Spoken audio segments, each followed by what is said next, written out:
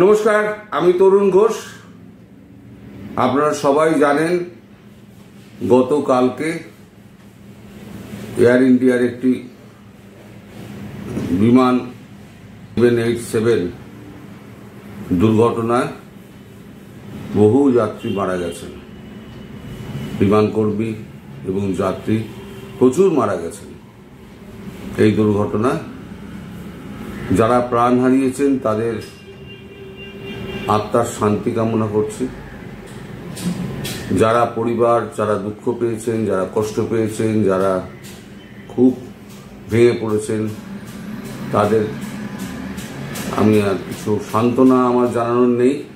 আমি এটুকু বলতে পারি, ভগবানের ওপর আস্থা রাখুন। তারা নিশ্চয়ই আপনাকে, ভগবান নিশ্চয়ই আপনাদের এই শোক সামলাবার শক্তি দেবেন। এখন প্রশ্নটা হচ্ছে, এইরকম একটা বিমান, ড্রিম লাইনার, পৃথিবীর সব থেকে সেফ বিমান, যে বিমানে প্রধানমন্ত্রী মোদিও যাত্রা করেন, সেই বিমানের ওড়ার 6 মিনিটের মধ্যে সেই বিমানের দুটো ইঞ্জিন একসঙ্গে ফেল করে গেল। বিমানের থ্রাস্ট কমে গেল, যন্ত্রপাতি সমস্ত বিকল হয়ে গেল। বিমান মাটিতে 650 ফুট ওপর থেকে মাটিতে আছড়ে পড়ে সব যাত্রীরা প্রাণ হারালেন।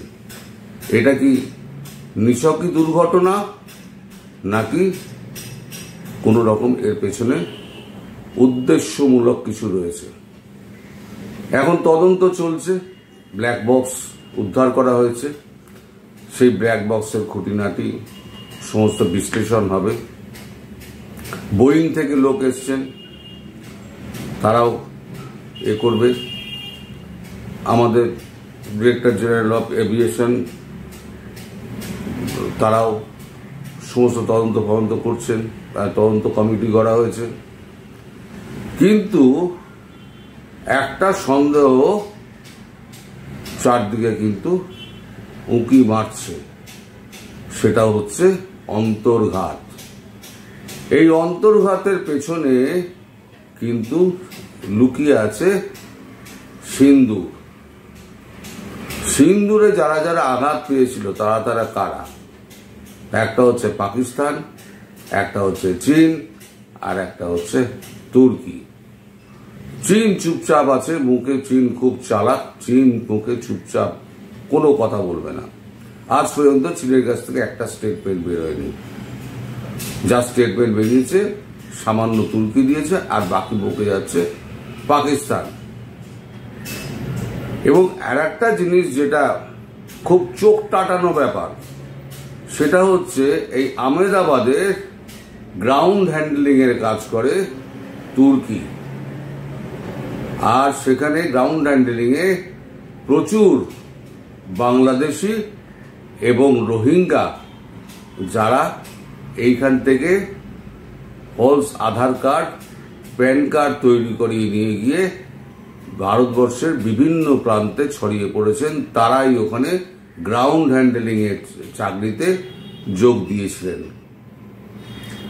এখন তুর্কির সঙ্গে পাকিস্তান এবং তার সঙ্গে বাংলাদেশ, সব কটাকে যদি একসঙ্গে মেলানো যায়, তাহলে কিন্তু একটা লাইন অফ অ্যাকশন কিন্তু খুঁজে পাওয়া যাচ্ছে অন্তর্ঘাতের দিক দিয়ে। এখন সেটা নিশ্চিত হওয়া যাচ্ছে না যতক্ষণ না পর্যন্ত এই তদন্ত কমপ্লিট হবে।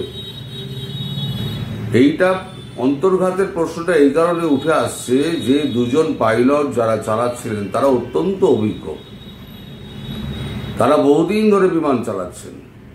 আর সব থেকে সেফেস্ট বিমান হচ্ছে গিয়ে ড্রিম লাইনার। তার দুটো ইঞ্জিন বার্ড হিট হতে পারে, একসঙ্গে দুটো বার্ড হিট হয় না। একসঙ্গে দুটো বার্ড হিট হলে তারপরে তো ইঞ্জিনের ভেতরে ধোঁয়া বেরোতো।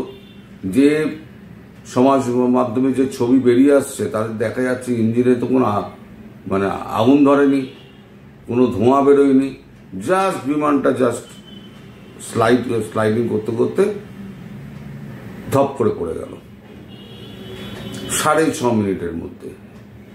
এমনকি বিমানের চাকা পর্যন্ত ভেতরে ঢোকানোর সময় পায়নি। শুধু পাইলট মেডে মেডে মেডে বলেছেন, ব্যাস, তারপর আর কোনো উত্তর আর পাওয়া যায়নি, বিমান পড়ে গিয়েছে। এটা কি করে সম্ভব? তাহলে কি এখানে তুর্কির হাত দিয়ে বাংলাদেশি যারা ক্রু রয়েছে, ওখানে গ্রাউন্ড হ্যান্ডেলিং স্টাফ রয়েছে, তাদের মাধ্যমে কোনো চক্রান্ত হয়েছে? এবং যারা ওখানে আহমেদাবাদে কিছু সবসময় ভেতরের কিছু লোক জানবেন কেল্লার দরজা ভেতর দিক দিয়ে খোলে, সব সময়, একদম ঐতিহাসিক যুগ থেকে দেখবেন কেল্লার দরজা ভেতর দিক দিয়ে খোলে। ঘরের শত্রু বিভীষণ থাকে। এই বিভীষণকে এখন খুঁজে বের করা হবে, কারণ সার্টিফিকেট কিন্তু নিয়ে বিমান উঠেছিল, ফিট সার্টিফিকেট নিয়ে বিমান উঠেছিল। এবং পাইলট ওড়ার আগে এই সমস্ত বড় বড় যাত্রায়, ছোট যাত্রাতে হলো, পাইলট কিন্তু ওড়ার আগে তারা কিন্তু পুরোটা ঘুরে ঘুরে ঘুরে ঘুরে দেখে নেন, সন্তুষ্ট হয়ে নেন যে সব ঠিক আছে কিনা, তারপরেই তারা বিমানে ওঠেন। এই বিমানটা, যেটা ড্রিমলাইনার 787, এটা মাত্র 11 বছর আগে কেনা হয়েছিল। এর ওড়ার ক্ষমতা হচ্ছে 44,000 বার। তার মধ্যে মাত্র এই 14 বছরে, মানে এই গত 14 বছরে মাত্র 13,000 বার সে পাড়ি দিয়েছে, মানে হাফেরও হাফ সে পাড়ি দিয়েছে। আর সেই বিমানে কোনো ত্রুটি ছিল না বলে ফিট সার্টিফিকেট তাকে দেওয়া হয়েছিল। তাহলে শেষ মুহূর্তে কনিষ্কের মতো কিছু একটা ভেতরে করা হয়েছিল, যাতে সমস্ত সার্কিট ফেল হয়ে যায়। কারণ আন্দাজ করা হচ্ছে প্রাথমিকভাবে যে বিমানের সমস্ত সার্কিট ফেল করে গেছিল এবং সমস্ত যন্ত্র বন্ধ হয়ে গেছিল। বিমানকে নিয়ন্ত্রণ করার কোনো রকম স্কোপ ছিল না। গ্লাইডিং করে করে বিমান নিয়ে যাওয়ার চেষ্টা করেছিলেন পাইলট, কিন্তু উচ্চতা এত কম ছিল, মানে 60-65 তলা একটা বিল্ডিং,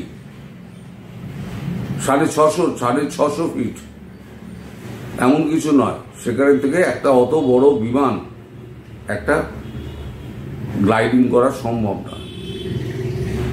মানে এইগুলো দেখে সমস্ত কিছু বুঝে মনে হচ্ছে যে এর পেছনে কোনো রকম অন্তর্ঘাত থাকলেও থাকতে পারে। এখন যতক্ষণ না পর্যন্ত সবকিছু ঠিক হচ্ছে, মানে তদন্ত হয়ে বেরোচ্ছে, ততক্ষণ আগাম কিছু বলা উচিত নয়। তবু মানে ইতিউতি শোনা যাচ্ছে যে এর পেছনে অন্তর্ঘাত রয়েছে এবং হাত রয়েছে তুর্কি, পাকিস্তান এবং বাংলাদেশের। আর এটা যদি প্রতিষ্ঠিত হয়ে যায় যে তুর্কি, পাকিস্তান এবং বাংলাদেশ এর সঙ্গে জড়িত আছে, তাহলে আমি দর্শক গ্যারান্টি দিয়ে বলছি এই 3টে দেশ কিন্তু আর থাকবে না, কোনো অস্তিত্ব থাকবে না এই 3টে দেশের। 28 জন না 24 জন মারা যাওয়া পহেলগাঁওতে, ফিগারটা ঠিক মনে নেই এই মুহূর্তে, মনে পড়ছে না, মারা যাওয়ার যে প্রতিশোধ ভারতবর্ষ নিয়েছিল, এতগুলো প্রাণের প্রতিশোধ ভারতবর্ষ কি করে নিতে হয় খুব ভালো করে জানে। মোদিজি কাউকে ছেড়ে কথা বলবেন না, কেউ পার পাবেন না। যে কটা দেশ রয়েছে এর পেছনে, অন্তর্ঘাতের পেছনে, যদি সামান্যতম তাদের নামও উঠে আসে, তাহলে তাদের অস্তিত্ব বিপন্ন হয়ে যাবে 1 মাস কি 1.5 মাসের মধ্যে। শুধু তদন্ত রিপোর্ট সামনে আসার প্রয়োজন, এবং এই তদন্তে যারা সহযোগিতা করছে তারা হচ্ছে বিদেশি সংস্থা, বোয়িং এর লোক সংস্থা, বোয়িং এর মতো কোম্পানি। তাদের একটা নাম আছে, যশ আছে। বোয়িং এর বিমান ভেঙে পড়া মানে বোয়িং এর শেয়ার ডুমুর ডাউন হয়ে যাবে। তাহলে বোয়িং নিশ্চয়ই চাইবে না যে তাদের বিমানের কোনো ত্রুটি বেরোক। তারা অন্তর্তদন্ত করছে পুরো, এবং তারাই বলে দেবে যে এইখানে ফেলিওর করা হয়েছিল, এইখান থেকে এই গন্ডগোলটা করা হয়েছিল, আমাদের লোকও রয়েছে। ফলে কি হবে, একটা বিদেশি সংস্থার কিন্তু একটা ছাপ থাকবে। যারা তদন্ত করেছে, তদন্ত করে দেখেছে এইখানে একটা অন্তর্ঘাত হয়েছে। যদি হয়ে থাকে তাহলে যেটা বললাম, অস্তিত্ব সংকটই দেখা দেবে। যে কটা দেশ এর পেছনে জড়িত আছে, এখন পুরোটাই হচ্ছে গিয়ে আন্দাজের কথা। আগে তদন্ত হোক, তদন্ত হয়ে কি বেরোয় না বেরোয় তার জন্য আমাদের একটু অপেক্ষা করতে হবে। ততদিন পর্যন্ত সবাই ভালো থাকবেন, সুস্থ থাকবেন, সাবধানে থাকবেন। নমস্কার।